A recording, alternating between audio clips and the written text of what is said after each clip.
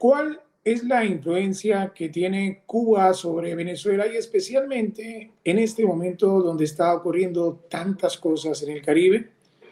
Para entender eso, inclusive, esta semana se hablaba de amenazas del gobierno de Cuba si Nicolás Maduro hiciera una negociación y se entregara. Pero hoy queremos entender por qué tanta influencia de Cuba sobre Venezuela y por eso hemos invitado al profesor Eduardo Gamarra. Él es académico de la Universidad de Florida, experto en seguridad, democratización, crimen organizado y política latinoamericana. Tiene más de 3 décadas investigando y asesorando gobiernos, organismos internacionales, agencias de Estados Unidos. Ha trabajado en casi todos los países de América Latina y el Caribe y ha sido consultor en el Departamento de Estado, el Departamento de Defensa, USAID, Naciones Unidas y OEA. Le hago ese presidente porque es una eminencia a la persona que tenemos hoy como invitado, el profesor Eduardo Gamarra. Primero quiero agradecerle este enlace que tenemos hoy para entender qué está pasando con Cuba y Venezuela. Gracias por atender este enlace, profesor. No, al contrario, el agradecido soy yo por la invitación y gracias por esa generosa presentación, ¿no? Bueno, profesor, arranquemos y entremos en materia. Históricamente, ¿cómo describe usted la relación entre Cuba y Venezuela? ¿En qué momento Cuba dejó de ser ese aliado y se convirtió en un actor con influencia estructural sobre el Estado en Venezuela?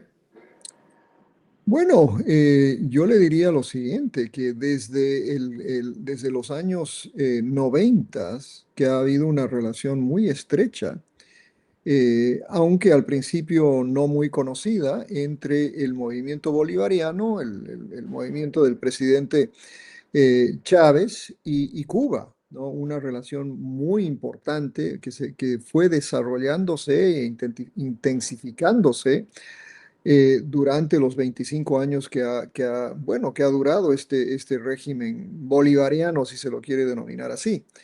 La influencia de Cuba, pues no solo ha sido una influencia, digamos, intelectual, ideológica, pero ha sido una influencia, digamos, extraordinariamente importante en términos de presencia cubana en Venezuela.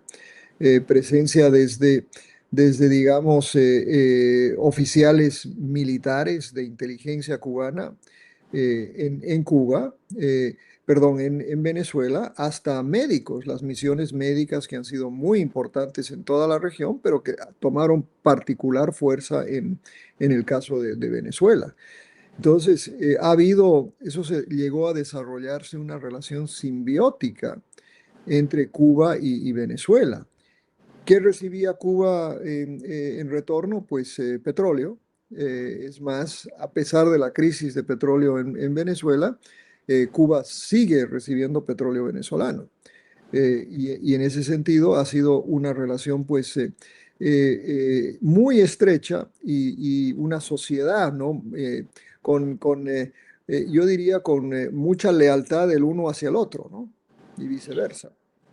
¿Usted siente o han identificado que existe algún núcleo que rodea a Nicolás Maduro y al cartel de los soles actualmente por su seguridad y también por las decisiones que se puedan tomar de ahora en adelante?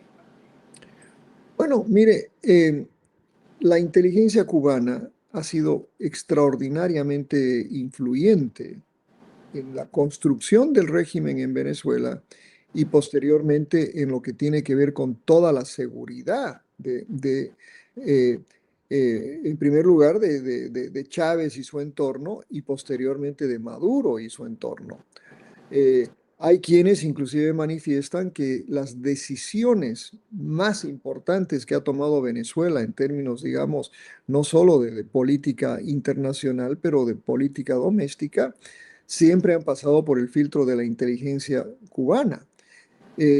Los que para algunos, por ejemplo, decían que los que rodean, la seguridad que rodea a Maduro es cubana, ¿no? Toda la inteligencia que tiene Cuba se la ha pues proporcionado a Venezuela, particularmente por ejemplo, en movimientos que hacen otros países como Estados Unidos, pero sobre todo los movimientos que hace la oposición. Entonces hay una dependencia muy grande de Venezuela sobre esos esquemas de seguridad y de inteligencia de Cuba, ¿no? Profesor Eduardo Gamarra, esta semana, no sé si sea una especulación o si es una realidad, que si Nicolás Maduro entrará a negociar, pues existiría la posibilidad que lo asesinen y que lo haga Cuba. ¿Eso puede ser cierto? ¿Usted conociendo cómo funciona eso, podría existir esa presión? Mire, hay que entender que la inteligencia cubana, ¿no? Tiene unos orígenes en la Unión Soviética, ¿no? Y no, como ustedes bien saben, la inteligencia rusa no ha tenido reparos en usar el asesinato en casos donde tiene que disciplinar a ciertos disidentes, por ejemplo. Entonces, lo que yo le diría es lo siguiente, eh, ¿existe esa posibilidad? Probablemente, pero lo que no le puedo decir, porque no tenemos el conocimiento, es exactamente qué está pensando Cuba en este momento, porque la verdad es que Cuba está pasando por una crisis profunda, quizás la peor de su historia también. Entonces, quizás lo que le dije anteriormente respecto a la inteligencia cubana en Venezuela y sobre todo la gran influencia que ha tenido Cuba, no sabemos realmente si el régimen de Díaz-Canel hoy en día tiene la misma capacidad en el hemisferio y ni siquiera en Venezuela. O sea que sería mucha especulación de mi parte decir que esas son las decisiones que están tomando en Cuba, porque la verdad es que no lo sabemos. De caer Nicolás Maduro y todo su entorno, eso se podría convertir en un efecto dominó con el mismo Cuba, con Nicaragua y otras intenciones de intentos de tener izquierda liderando países en Latinoamérica.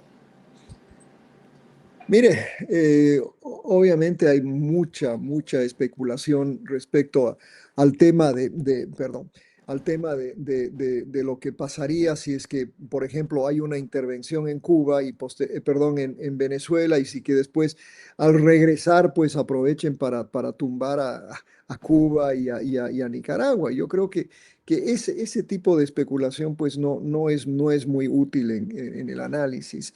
Eh, Creo que son dos países o tres países completamente diferentes, con circunstancias muy diferentes, y creo que en ese sentido, entonces, probablemente lo que vamos a ver es, primero veamos qué pasa con Venezuela, porque tampoco Venezuela es tan fácil de resolver de la noche a la mañana, ¿no? Y creo que la mayoría de los análisis serios que yo conozco, ¿no? Nos dicen que lo de Venezuela no se va a resolver de la noche a la mañana. Esto va a ser un tema de muchísimo tiempo. Y francamente, creo que resolver lo de Cuba o lo de Nicaragua desde este punto de vista va a demorarse igual de tiempo. No, esto no es 3 por 1 o 2 por 1, ¿no? Inclusive se habla hasta de apuestas, que ya hay fechas definidas y que hay gente apostando. Profesor Eduardo, hay muchos analistas que están asegurando que la inteligencia cubana tiene mucha información de Nicolás Maduro y altos mandos que lo rodean. Esa podría ser una condición para que Maduro no pueda negociar fácilmente. Eh, puede ser, puede ser, pero es obvio que Nicolás Maduro, dada esa dependencia que ha tenido en actores externos, incluyendo, yo diría, actores externos como Rusia, ¿no? O sea, uno tiene que ver esto desde un contexto geopolítico, ¿ya? Maduro es un individuo importante en Venezuela, pero él ha dependido muchísimo de Cuba y de estos aliados geopolíticos. Hoy en día quizás inclusive podemos hablar que no es correcto hablar de una situación donde para resolver Venezuela solo haya que hablar con el liderazgo venezolano. Quizás hay que hablar con Rusia y quizás dentro del contexto de las negociaciones está también el conflicto entre Rusia y Ucrania, no sé. Todo este tipo de especulaciones se están dando en este momento. La verdad es que los únicos que saben son los que están en posiciones en las negociaciones exactas con el régimen venezolano. Y para usted como especialista y que ha analizado este tema de geopolítica, ¿quién cree que manda?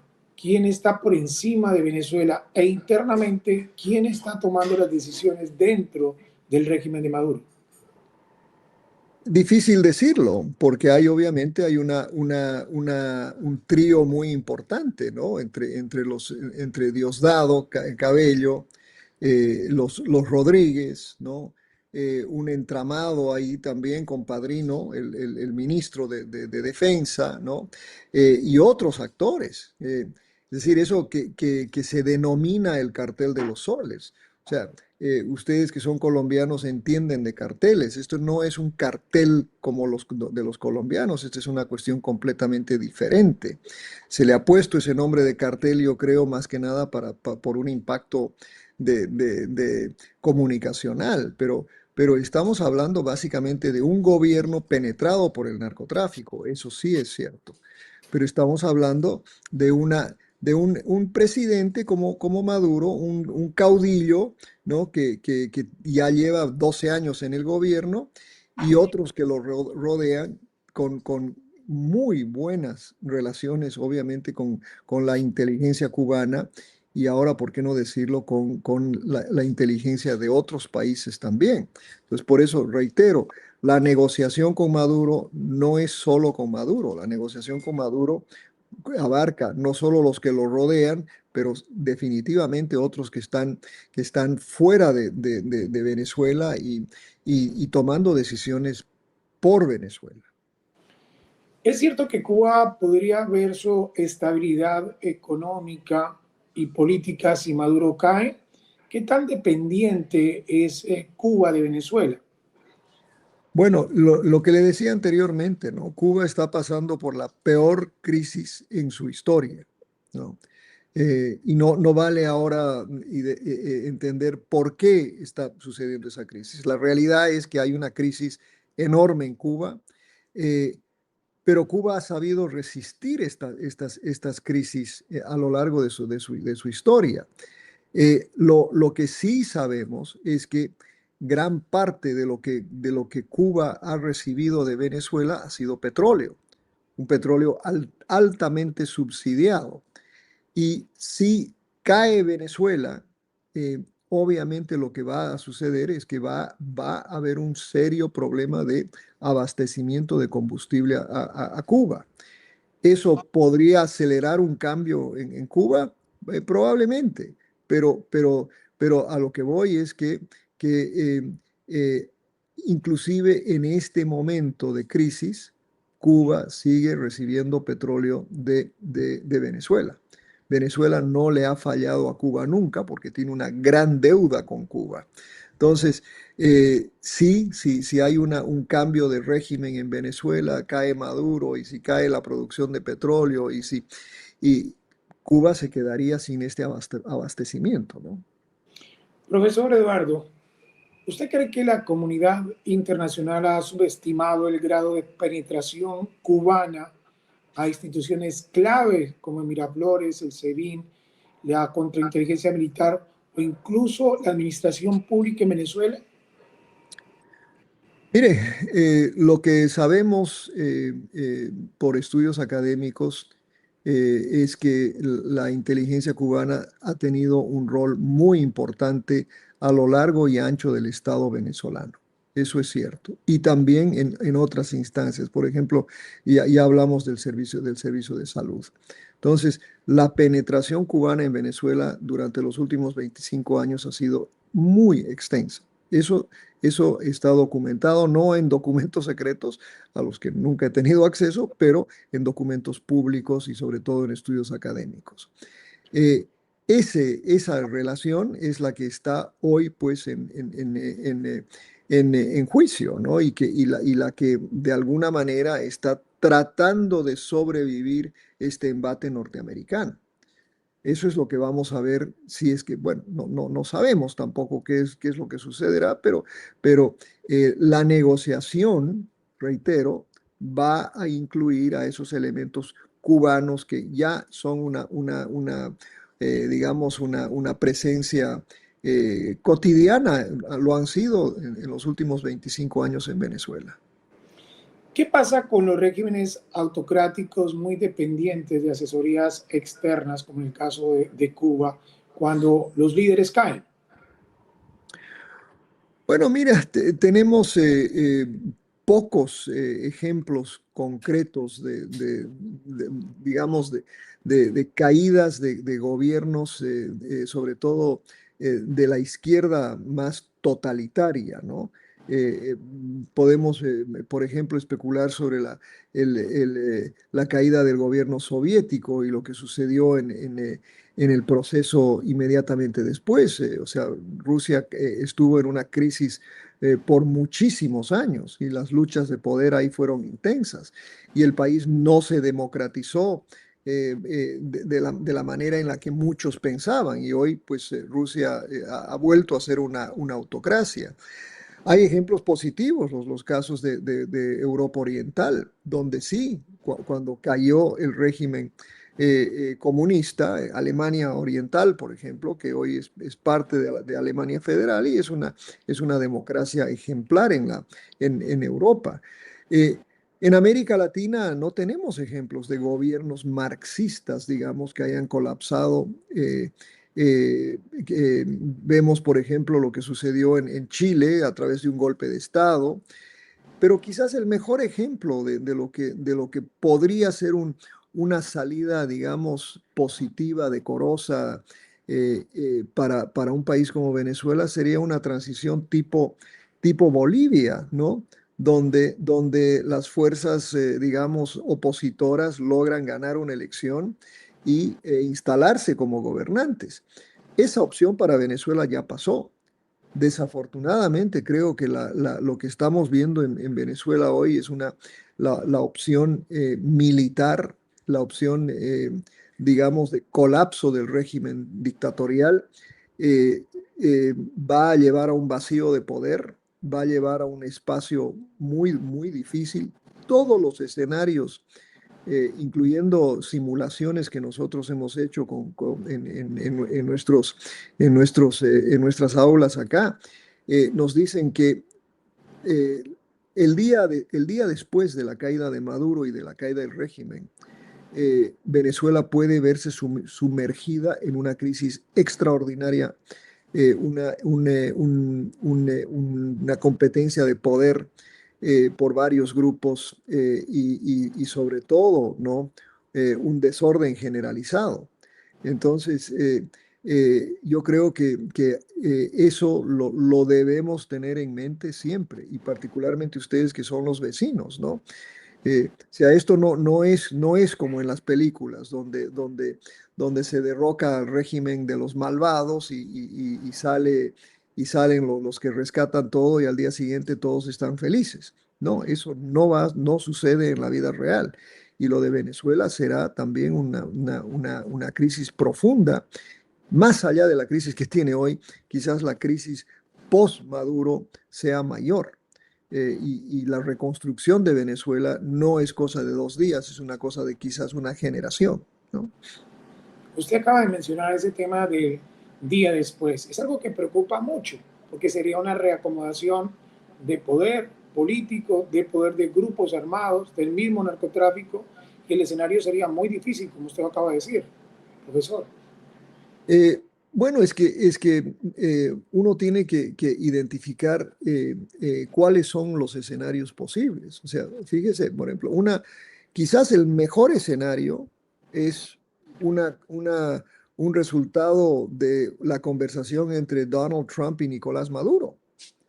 Y que haya pues una solución negociada donde Nicolás Maduro opte por irse a cualquier país, entregue el poder, eh, se desarrollen nuevas elecciones, que es lo que aparentemente solicita el presidente Petro, el presidente Lula también han hablado de esas opciones.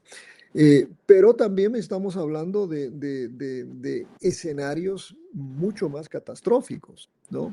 Escenarios donde Maduro no renuncia, donde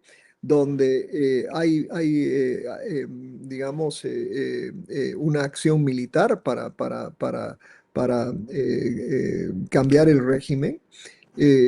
eh, y ese escenario militar puede ser catastrófico porque, porque las diferentes fuerzas que existen dentro de Venezuela, incluyendo los actores ilícitos, incluyendo actores colombianos que están en la frontera, ¿ya? Eso no es algo como le diría, que ellos no son parte de la negociación con Washington, no son parte de la negociación ni siquiera con el régimen. Entonces, eh, esos grupos, pues, eh, también van a estar en la disputa el día después. Las fuerzas de oposición van a estar en la disputa si es que no se les entrega el poder, porque las fuerzas de oposición, María Corina Machado y el presidente electo, ellos piensan que son el gobierno legítimo de Venezuela, pero no les va a ser tan fácil simplemente que Maduro renuncie y les entregue el poder. Entonces, si uno hace un mapeo de todos los diferentes escenarios, yo le diría que el único escenario positivo es un escenario donde Donald Trump y Maduro se sientan y negocian una transición, ¿no? Que igual será difícil el día después, pero ese es el mejor escenario, por lo menos, ¿no? Donde no hay una pérdida masiva de vidas, ¿no? Profesor Eduardo Gamarra nos deja reflexionando mucho, gran aporte el que ha contribuido hoy en este enlace que hemos tenido en Tu Arco con usted. Lo estaremos molestando porque creo que personas como usted se necesita tenerlos para tener un poco de claridad sobre lo que está pasando en el Caribe, Venezuela, y además porque también tenemos una región, Colombia, México, que va a seguir pasando en nuestra región. Gracias por su tiempo, Al profesor contrario, Eduardo. al contrario, un placer. A sus órdenes. Muchas gracias y a ustedes, nuestros suscriptores. Gracias por estar siempre atentos a este tipo de información que algunos días los hacemos noticiosos de acuerdo a la información, pero otros como estos, que es como tener un contexto de lo que se tiene, de lo que viene, de lo que podría ocurrir y que muchas veces no se aborda.